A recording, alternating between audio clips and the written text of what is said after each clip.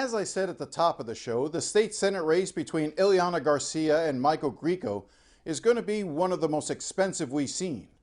It will also be one of the wildest. Last week, Garcia attended the Tuesday Morning Breakfast Club on Miami Beach. Now, I give her a lot of credit for going into a part of the district that is heavily Democratic and taking questions. She was asked repeatedly about her voting record.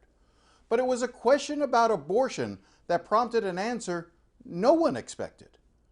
She was asked why she didn't support an exception to the state's new 15-week abortion ban for women who are victims of rape, incest, or human trafficking. And this was her answer.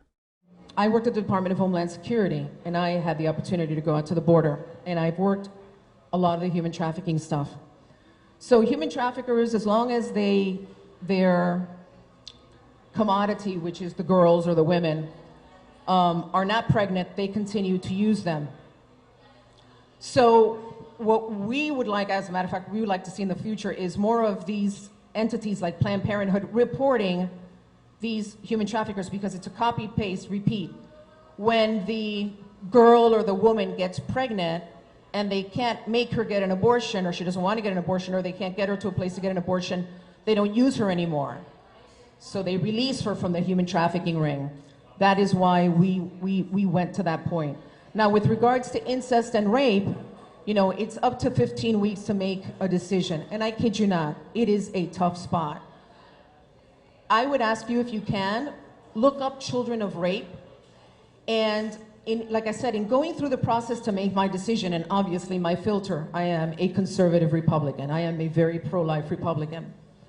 I sat down to listen to a lot of the testimonies of children that were either victims of, or the mother that had to make the decision of either getting an abortion or keeping it. And you'd be surprised. A good 40% of women decide to keep it, and they don't regret it. The notion that the state was trying to help victims of human trafficking by denying them abortions is something I had not heard before.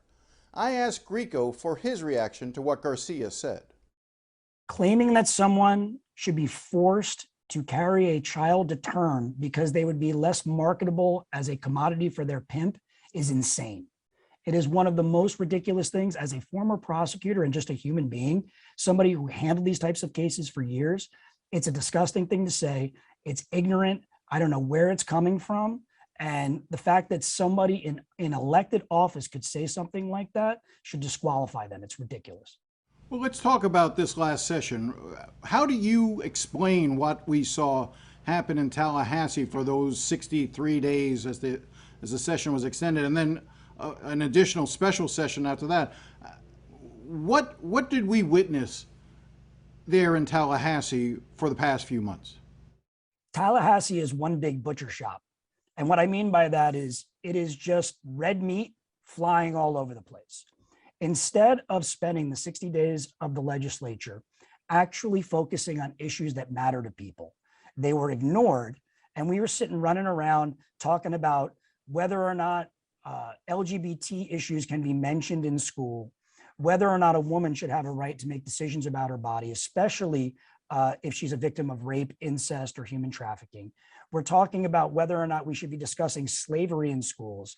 All of these issues that are essentially trying to help the governor run for president.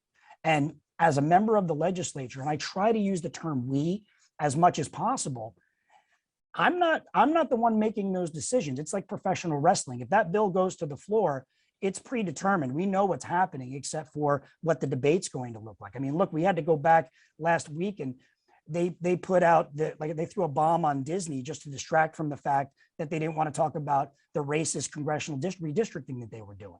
So then we have to deal about Disney. It's ridiculous. They are trying to distract Floridians from the issues that matter to them. And we are not doing the job that we are supposed to do, which is make sure that Floridians have all Floridians have as many opportunities as possible to live the American dream. You just referenced the congressional redistricting, which you said a racist, system that was created there. Do you believe Governor DeSantis is a racist? I believe that the racist think he's a racist, to quote one of my colleagues. Well, the colleague you're quoting is Andrew Gillum. You know, that things didn't fare well for him at the end. I'm aware, but the quote still stands. You know, the problem that we have is that we are not being sensitive not only to the racial diversity of Florida, but we're not paying attention to the law. And what I've seen over the last 4 years in the state house is bills get passed, they go to court, and then they lose, and then rinse and repeat. And that's what's happening. These congressional districts will get thrown out of court just like they did 10 years ago because they were essentially drawn by the same people. And the problem is that that's going to take 2 to 4 years to happen. In the interim, the House may flip, and all of the things that they wanted, he's going to fundraise off it. And when I say he, I mean the governor. He's going to fundraise off his successes of essentially eliminating 2 or 3 Black districts here in Florida that were established pursuant to both federal and state constitutions. What do you think is the most pressing issue right now for the folks in your district? Folks in my district, it's very easy. Affordable housing is 1A, public safety is 1B, and education is 1C. Affordable housing is across the board, whether or not you have children, regardless as to where you live, because I'm looking to represent Miami Beach all the way to Sweetwater, from Coral Gables all the way up to Allapattah. And when I talk to folks, they're concerned about being able to pay their rent, being able to pay their mortgage, being able to pay their property insurance. These are kitchen table issues that need to be addressed.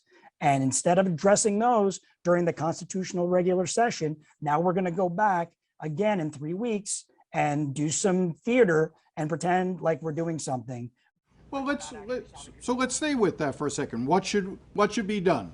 If you had your druthers, if they would pass a bill that you would sponsor as a Democrat, what do you believe needs to be done to improve the situation with affordable housing? Well, first and foremost, we shouldn't be raiding the Sadowski Fund every year and taking millions, if not tens, if not hundreds of millions of dollars that are earmarked to impact affordable housing throughout the state and taking it and spending it on other pet projects. That's number one. That is a long time recent history of Florida regarding the money that's set aside for those issues. But more importantly, whether it's something is like the property insurance issue is a perfect example, which is what we're going to be going up for in 3 weeks. You know, creating an emergency and then claiming there's an emergency when people can't even pay, they're getting the property insurance renewals and it's going up 30, 40, 50%. Folks can't afford that. And I can hear the channel changing. Please don't change the channel, because these are the issues that actually affect you.